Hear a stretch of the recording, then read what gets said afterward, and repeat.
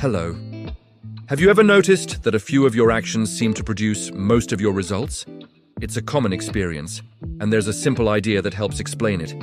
This isn't about a magic trick, but a practical way to look at your work and maybe even your life. The concept is often called the 80-20 rule, or the Pareto principle. The basic idea is that about 80% of our results come from only 20% of our efforts. Imagine a company that finds 80% of its sales come from just 20% of its customers.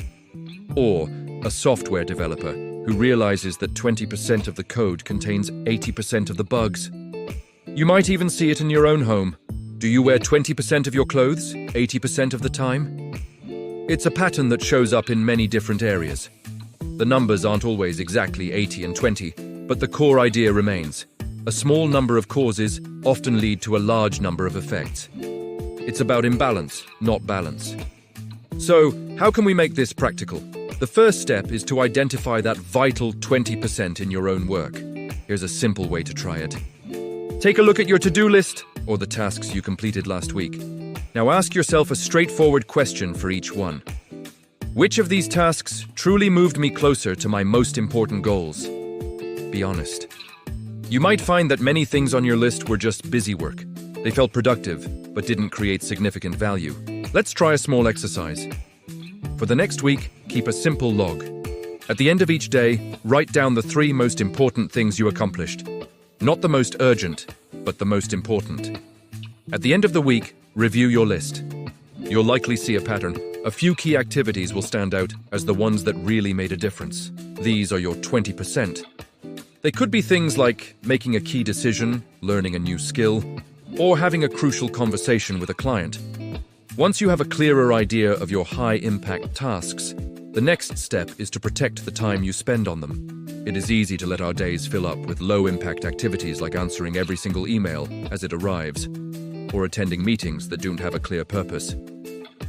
These are often the 80% of efforts that yield only 20% of the results. The goal isn't to stop doing these things completely. Some are necessary. The goal is to minimize the time and energy you give them. Here's one approach. Try dedicating the first hour or 2 of your workday exclusively to one of your high-impact tasks. Before you open your email, before you check notifications, focus on what truly matters. This creates momentum for the rest of the day. You've already achieved something significant, so the smaller, less important tasks feel less overwhelming.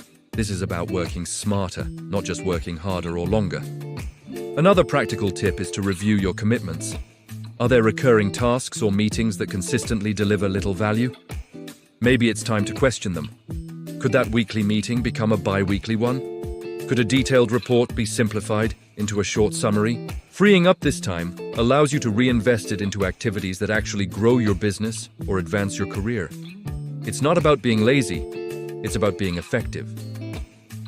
Richard Koch wrote a popular book on this idea, and he emphasizes that it's a tool for observation, not a rigid law of nature.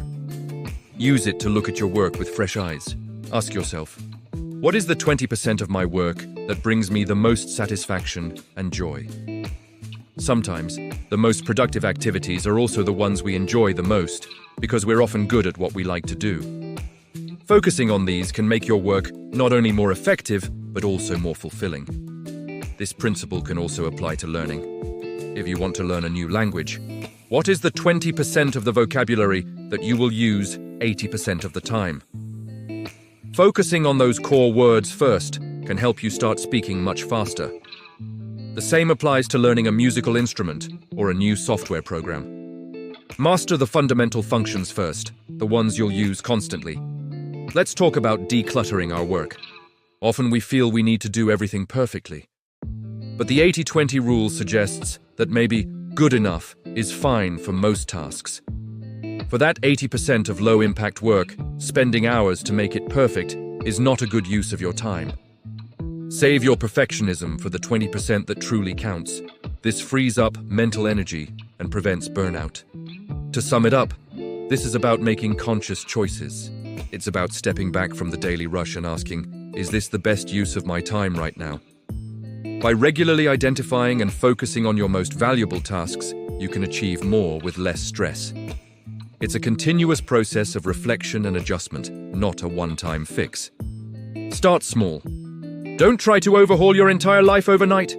Just pick one area, your work tasks, your personal projects, or even your household chores. Identify the few things that matter most and give them a little more of your attention. See what happens. It's a simple, calm approach to becoming more effective in what you do.